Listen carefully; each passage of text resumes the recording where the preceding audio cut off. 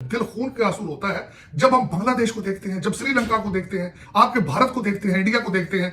और उसके मुकाबले में हिंदुस्तान जो है वो दुनिया का सबसे बड़ा असले का खरीदार बन गया है और अब S-400 और S-500 मिसाइल के आने से मेरा ख्याल है कि उनकी ताकत में मजीद इजाफा हुआ है।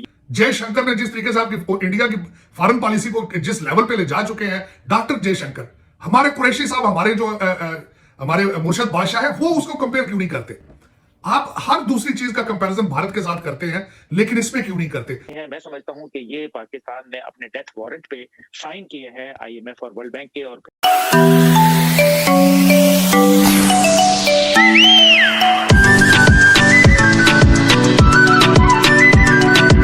के मुल्क के लिए इसलिए बेहतर नहीं है क्योंकि हम जानते हैं कि ये जो जितने भी आलमी मालियाती इदारे होते हैं, ये कुछ ना कुछ आपकी गिरवी चीज रख लेते हैं और मौजूदा सूरत हाल के अंदर मुझे अपने न्यूक्लियर असासाजात जो हैं उनको और अफवाज पाकिस्तान की जो बजट में कमी है वो वाज़ेह नजर आ रही है, क्योंकि पिछले 3 साल से बजट जो है वो दिखाई आपको मालूम है कि उसमें इजाफा नहीं हुआ, जिसका मतलब ये है कि तकरीबन अगर अफरात-ए-ज़र को सामने रखा जाए, अगर वो 10% भी लगाई जाए तो 30% आपका दिफाई बजट जो है उसका हुजम कम हो गया है और उसके मुकाबले में हिंदुस्तान जो है वो दुनिया का सबसे बड़ा असले का खरीदार बन गया है और अब S-400 और S-500 मिसाइल के आने से मेरा ख्याल है कि उनकी ताकत में मजीद इजाफा हुआ है। ये एक लम्हा फिक्रिया है।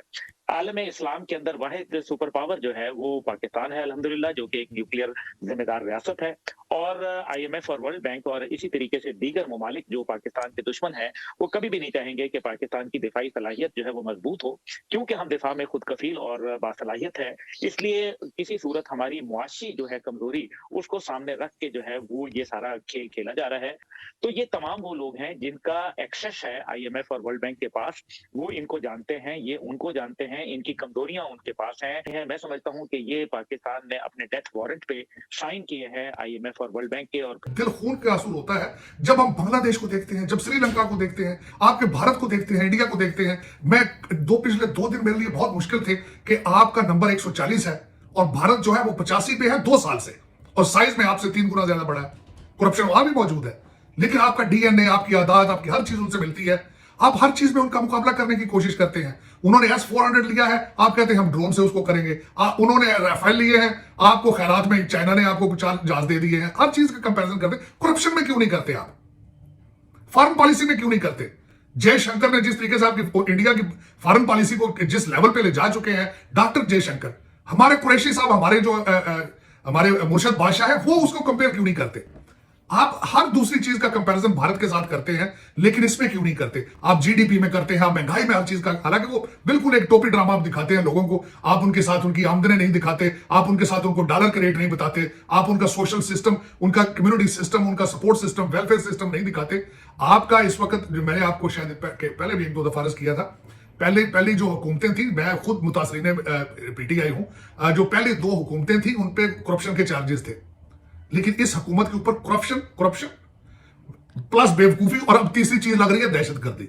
ये 3 चीजें, और मेरा ख्याल है ये बाई प्रोडक्ट है दहशतगर्दी। उसकी वजह यह है कि आप हर चीज के साथ कंप्रोमाइज करते हैं, आप कमजोर हैं, आप तजर्बाकार नहीं हैं, आपने इंपोर्टेड बच्चे इकट्ठे किए हैं और आप अभी तक गवर्नमेंट सीख रहे हैं। आपको जिस तरह खान साहब ने कहा कि हम अगले 5 साल भी लगाएंगे, अगला टर्म आप खान साहब आए तो आपका नंबर 180 होगा, 140 नहीं होगा।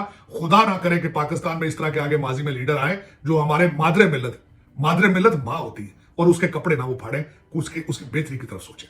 अरे तार साहब, ये बताएं कि ये तो आप जारी बात है, आप लोगों को हम देखते हैं काम करते हुए, मेहनत करते हैं, और पीछे मादरे मिल्लत के साथ क्या हो रहा है। अब आप क्या समझते हैं, जितनी पोलराइजेशन पाकिस्तान में है, जितनी सियासी जमातें हमें घसीट रही हैं, एक जमात कहती है मेरे पास हल है, दूसरी जमात कहती है मेरे पास हल है, लेकिन हल तो किसी के पास नहीं है।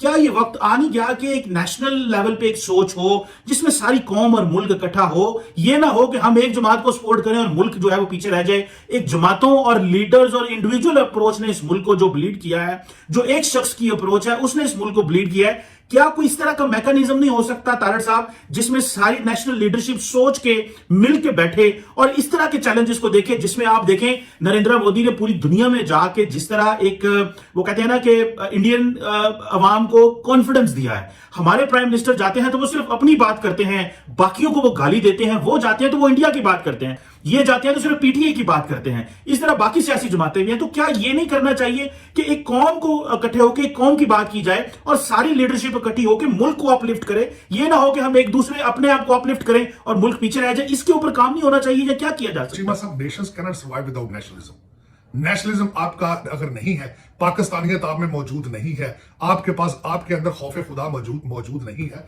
तो आप कुछ भी नहीं कर सकते।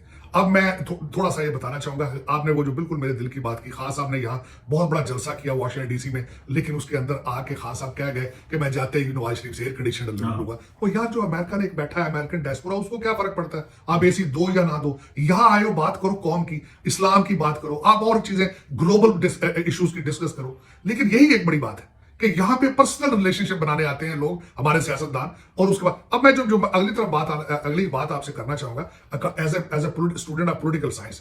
चीमा साहब, इस वक्त पाकिस्तान के अंदर सबसे बड़ा एक खतरा जो है वो आपकी पार्टियां खतरा नहीं है, आपका एक करप्शन का अलायंस बन चुका है। उसमें सब पार्टियां, जिस तरह आप मुझे ये बताएं, सेनेट में जो बिल पास हुआ है with the support of opposition, तो ये करप्शन का अलायंस है। कहा जा रहा है कि वो पैसे लेकर आए हैं या किसी अदारे ने उनको खींच के ला के वोट लिए हैं क्योंकि उनका इंटरेस्ट इन्वॉल्व था।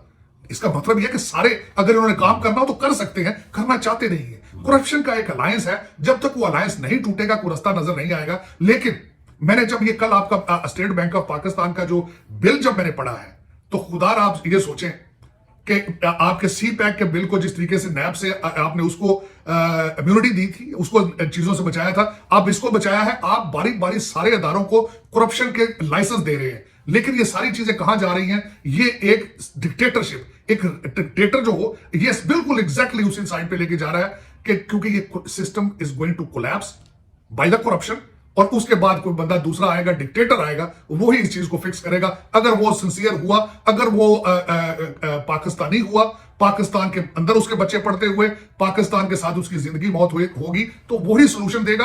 ये इंपॉर्टेंट लोगों का तजर्बे आपने, चीमा साहब, आपने सदारती निजाम का तजर्बे कर लिए, आपने मार्शल लॉ का तजर्बे कर लिए, आपने निजाम मुस्तफा के नारे लगा लिए, आपने बगैर जमाती पे इलेक्शन करा लिए, आपने पूरी गवर्नमेंटें बना ली। अब हर सिस्टम आप आजमा चुके हैं, लेकिन चेहरे बदलते हैं, खानदान वही है। इनका एक करप्शन का अलायंस है, उसके सारे हिस्से हैं, मिलके करते हैं। इनमें सिर्फ दो चीजें इस वक्त नहीं है, ना कौमियत है, नेशनलिज्म है, ना खौफ खुदा है। लेकिन ये मैं तो एज ए पाकिस्तानी अमेरिकन कहते मायूसी गुनाह है, लेकिन कई दफा मायूस होता हूं कि वो मर्दे मोमन मर्दे हक कहां से आएगा? वो पाकिस्तान के अंदर से ही आना है। बाहर से जो लोग लेके आप जाते हैं वो तो लंदन बेस होते हैं, कनाडा बेस होते हैं, वो तो वापस आ जाएंगे। इस वक्त जिस तरह की तैयारियां कर रहे हैं, निकलने वाले बारी बारी अब निकलेंगे सारे तंग गली से होके। लेकिन ये कि अब मैं खुद इस वक्त कई दफा ना उम्मीद हो जाता हूं कि कौन हमें वो वैक्यूम लीडरशिप कौन प्रोवाइड करेगा।